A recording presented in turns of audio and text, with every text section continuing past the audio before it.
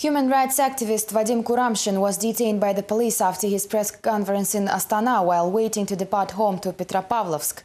The conference was dedicated to the issue of violence against prisoners by the administration of the Karaganda colony 159/6, where five inmates cut open their stomachs on Thursday. Are you going to fight with me? No, I'm not going to fight with you. Please introduce yourself. Law enforcement agents did not explain why the human rights activist was taken to the bus depot police station and held there for more than 2 hours. It was later revealed that Vadim Kuramshin left Petropavlovsk without notifying his local inspector, which violates the parole conditions. In September 2006, Kuramshin was convicted of defamation and sentenced to 3 years and 10 months of imprisonment, all because of publishing an article in the newspaper Epocha about financial disputes between a farm owner and rural area residents. Last year, he was granted early parole. The human rights activist believes the reason for the Friday's detention is his press conference. The policeman openly told me that his superiors ordered him to detain me. Supposedly, this shows the legal nature of the detention. Once we came here, I was asked to write an explanatory letter, and that is what I'm doing now.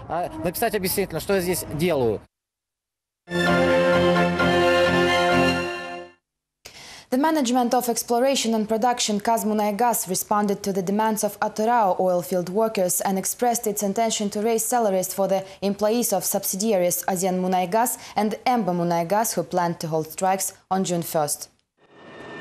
The press service of Kazmunaygas reports that territorial and intersector bonuses will be added to the basic salary, which will retain all social benefits. In addition, Kazmunaygas notes that a commission was established last March to hold talks with trade unions of Osian Munaygas and Emba Munaygas. Upon learning about the raise of salaries, oilfield workers decided to postpone the strike, although still demanding a more specific conversation with the leadership of Kazmunaygas.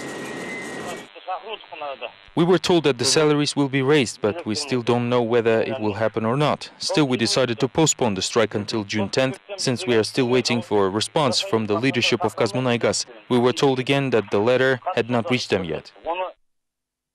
Kazakhstan's Employers Confederation presented its memo on the engagement of foreign workers. The document, which contains 7 articles, was discussed on Friday during a roundtable in Almaty. The main provision of the memos deal with obtaining residence permits for foreign workers on the territory of Kazakhstan and their social support. Often managers do not enter into formal labor contracts with foreigners, making it impossible for them to obtain social services. There are no special centers in Kazakhstan that would help workers to adapt, learn the language and find qualified legal assistance. According to representatives of the Labor Confederation, one memo is not enough to solve all of the outstanding problems. This memo is undoubtedly a very good document, but it is obvious the legislation is not perfect and we need additional laws, while the government's resolutions cannot solve these problems at all. The common national testing of school graduates started in Kazakhstan on June 4th. This year, the test will be taken by over 110,000 pupils, which is 80% of the total number of prospective university students.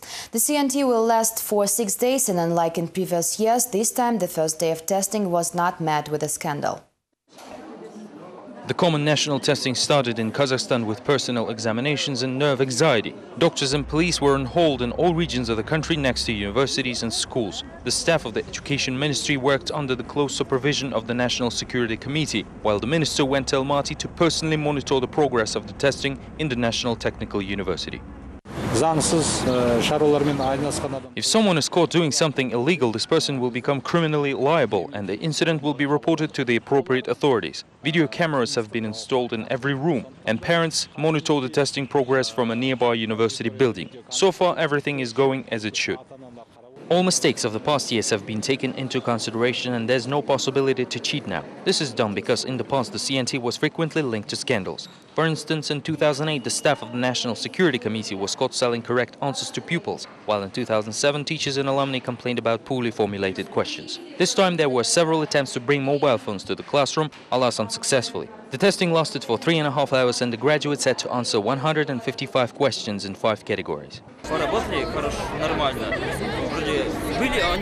It was a work well done. Some of the questions were made more difficult and there were no factoring in mathematics section. There were questions that required very specific answers.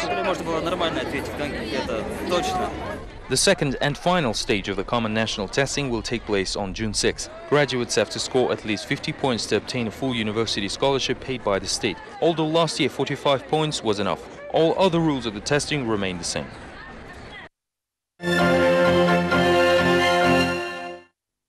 On Friday, activists of Tajikistan's women organization rallied the Uzbek embassy in Dushanbe, demanding to lift the transportation blockade. The protesters wanted to pass a letter to the Uzbek leader informing Islam Karimov that the actions of Tashkent lead to severe economic consequences for Tajikistan.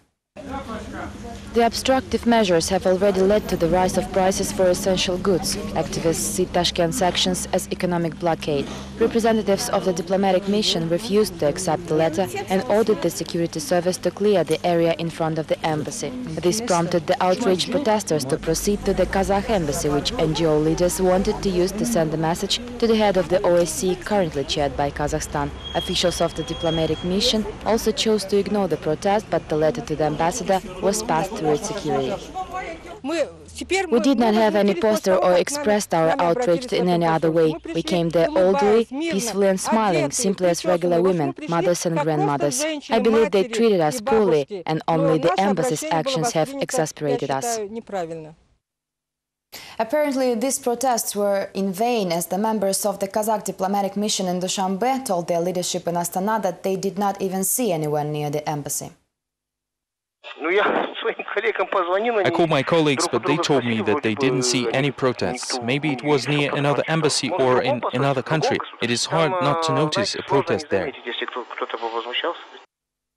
On June 4th, Kazakhstan celebrated the Day of State Symbols. The main festivities, generously sponsored by the means from the state budget, were held in Pavlodar. Find out more from the next report. 18 years ago, on June 4th, Kazakhstan obtained its state emblem, anthem and flag. This year, the Day of the National Symbols is marked in the country with a ceremonial procession and a forum of patriots.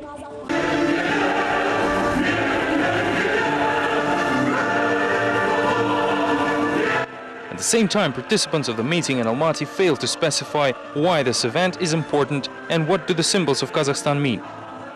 I don't know. I have no idea. Actually, I don't know. Maybe you could ask me another question. The main event took place in Pavlodar, where the authorities gathered 1,000 students as much as 2 hours before the beginning. Not everyone could stand the heat, and several people lost consciousness.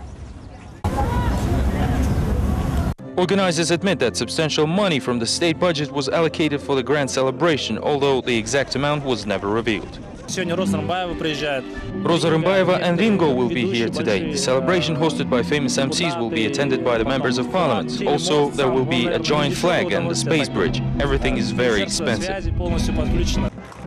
Participants of the ceremonial procession carried a joint flag from the Pavlodar Wharf to the Ice Palace Astana, which hosted a forum honoring country's patriots, including sportsmen, doctors and police officers.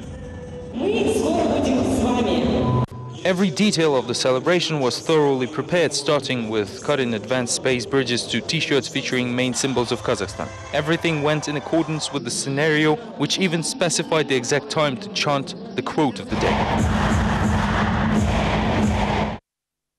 These were all the latest updates from Kazakhstan. Have a great weekend and goodbye.